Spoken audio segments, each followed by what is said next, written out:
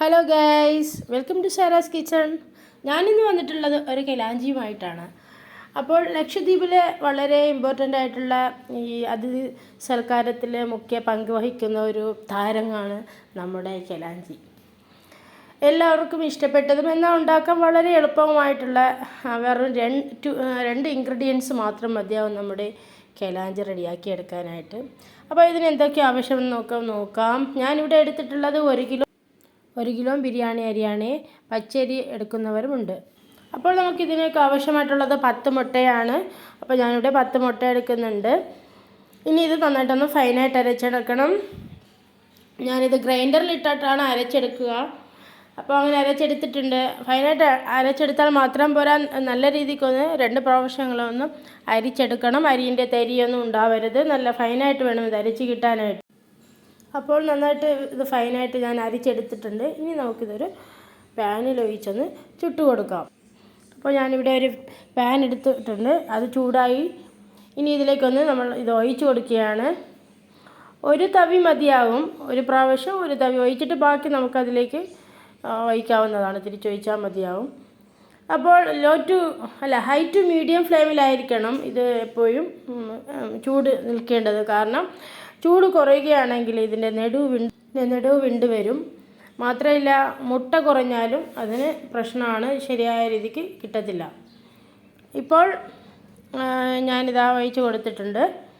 ചിലർ 700 ഗ്രാത്തിന് 6 മുട്ട മുതൽ 8 മുട്ട വരെ വരുന്നുണ്ട്. അതായത് ഞങ്ങളുടെ ഭാഷയിൽ പറഞ്ഞാൽ ഒരു നാഴി അരി അല്ലെങ്കിൽ ഒരു വെള്ളം, അതായത് ഒരു മാംഗോ പൾപ്പ് കിട്ടില്ലേ, അതിന് 750 ഗ്രാം അല്ലേ, ആ ടിന്നിൽ ആയിരിക്കും ഞങ്ങളെപ്പോഴും എടുക്കാറുള്ളത്. അപ്പോൾ അതിന് 6 മുതൽ 8 മുട്ട വരെയാണ് എടുക്കാറുള്ളത്. ഞാനിപ്പോൾ 1 കിലോ അരി എടുത്തത് കൊണ്ടാണ് 10 മുട്ട ഇട്ട് കൊടുത്തത്. മുട്ട കൂടിയാൽ കുഴപ്പമില്ല, മുട്ട കുറഞ്ഞാലാണ് പ്രശ്നം. അപ്പോൾ നമുക്ക് ഒന്ന് നന്നായിട്ടൊന്ന് ചുട്ടെടുക്കാം. ഞാൻ ആദ്യം ഒഴിച്ചത് ഇത്തിരി കട്ടി കൂടിപ്പോയിരുന്നു. അപ്പോൾ അതിലേക്ക് ആവശ്യത്തിനുള്ള വെള്ളവും ഒഴിച്ച് ഇത് നന്നായിട്ടൊന്ന് ഡൈല്യൂട്ട് ചെയ്തെടുക്കണം. അധികം കട്ടിയാവാതെ വേണം നോക്കാൻ. നമ്മൾ ഇങ്ങനെ ചുട്ടുകൊണ്ടിരിക്കുമ്പോൾ തന്നെ കട്ടിയായിട്ട് നമുക്ക് തോന്നുമ്പോൾ കുറച്ച് വെള്ളം ഒഴിച്ച് അതിനെ ലൂസാക്കി എടുക്കുക. അതിന് നന്നായിട്ട് എളുപ്പമായി നന്നായിട്ട് അരിച്ചെടുത്ത ശേഷം ആവശ്യത്തിനുള്ള വെള്ളവും ഒഴിച്ച് നന്നായിട്ട് കറക്റ്റ് പരുവമായി കഴിഞ്ഞാൽ എപ്പോൾ ഒഴിക്കുമ്പോഴും നന്നായിട്ട് ഇളക്കി വേണം. താഴെ നിന്ന് മുകളിലേക്കായിട്ട് ഇളക്കി ഒഴിക്കുകയാണെങ്കിൽ താഴെ വരെ അവസാനം വരെ അത് കട്ടി പിടിക്കാത്ത രീതിയിൽ നമുക്ക് മാവ് കിട്ടും.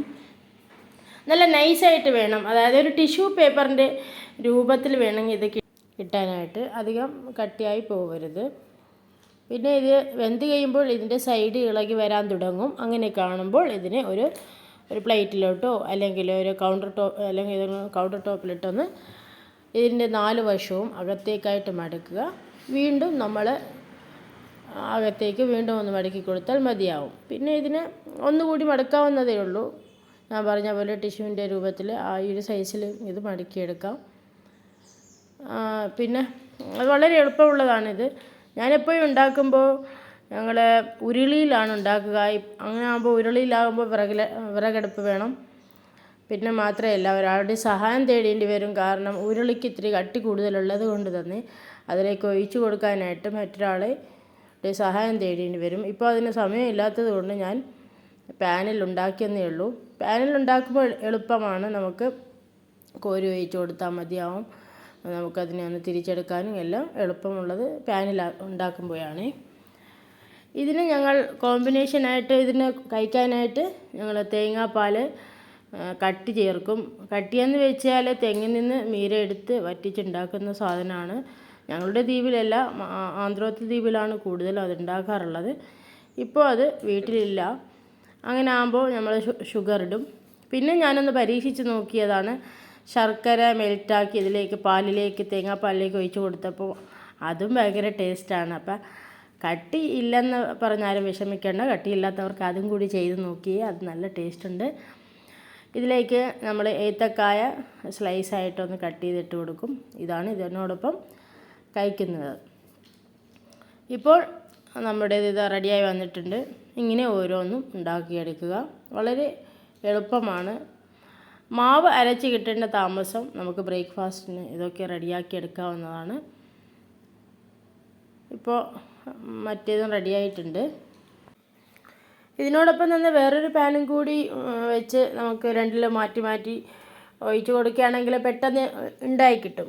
പിന്നെ ഞാനൊരു കാര്യം വിട്ടുപോയി, അതായത് നമ്മൾ ഉപയോഗിച്ച ബിരിയാണി അരി ടൈഗർ അരിയാണ്. മാത്രമല്ല അത് അരമണിക്കൂർ കുതിർത്ത് വെച്ച ശേഷം മാത്രമാണ് അരച്ചെടുക്കേണ്ടത്. എപ്പോഴും കുതിർത്ത ശേഷം മാത്രമായിരുന്നു ഞാൻ അരച്ചുകൊണ്ടിരുന്നത്, അത് പറയാൻ ഞാൻ വിട്ടുപോയിട്ടുണ്ടായിരുന്നു. അതിഥികൾക്ക് നമ്മൾ ആഹാരം ഇങ്ങനെ വിളമ്പുമ്പോൾ ആദ്യം നമ്മൾ കിലാഞ്ചി വെച്ച് കൊടുക്കും. കിലാഞ്ചി വെച്ചിട്ട് അതിൻ്റെ ഇത് കിലാഞ്ചിയും പാലും കൂടി കഴിച്ച ശേഷം പിന്നീടാണ് മറ്റൊരു പ്ലേറ്റ് ചേഞ്ച് ചെയ്ത് കൊടുക്കും. എന്നിട്ടാണ് അവർ ഭക്ഷണം കഴിക്കുക. മാത്രമല്ല എപ്പോഴും ഇപ്പോൾ ഇതിനോടൊപ്പം നമ്മൾ പാലുണ്ടാക്കുമെന്ന് പറഞ്ഞില്ലേ, ആ പാലുണ്ടാക്കുമ്പോൾ ഒന്നാം പാൽ തന്നെ എടുക്കാൻ ശ്രമിക്കുക. ആ പാലിന് ഇത്തിരി കട്ടി ഉണ്ടാവണം. അത് രണ്ടാം പാലും കൂടി മിക്സ് ചെയ്ത് പാലിന് കട്ടി കുറയ്ക്കരുത്. കട്ടിയുള്ള പാലാകുമ്പോൾ കൂടുതൽ ടേസ്റ്റ് ആയിരിക്കും.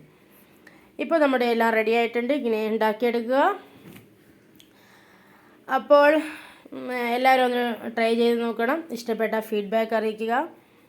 ഇതാണ് ഞാനിപ്പോൾ ഇവിടെ കുറച്ച് ശർക്കരയും പിന്നെ ബാക്കി ഷുഗറും കൂടിയാണ് ഞാൻ ഈ പാലിലേക്ക് ആഡ് ചെയ്ത് കൊടുത്തിട്ട്. ഇനി ഒരു പ്ലേറ്റ് എടുക്കുക. അതിലേക്ക് 2 കിലാഞ്ചി ഇട്ടിട്ടുണ്ട്. ഇനി അതിലേക്ക് ആവശ്യത്തിനുള്ള പാലും ഒഴിച്ച് രണ്ടും കൂട്ടി ഒന്ന് മിക്സ് ചെയ്ത് കഴിച്ച് നോക്കിയാൽ ഭയങ്കര ടേസ്റ്റുള്ളതാണ്. എല്ലാവരും ഒന്ന് ഉണ്ടാക്കി കഴിച്ച് നോക്കുക. ഓക്കെ, എൻ്റെ ചാനൽ ഒന്ന് സബ്സ്ക്രൈബ് ചെയ്ത് സപ്പോർട്ട് ചെയ്യുക, ഷെയർ ചെയ്യുക, ലൈക്ക് ചെയ്യുക. Thank you for watching.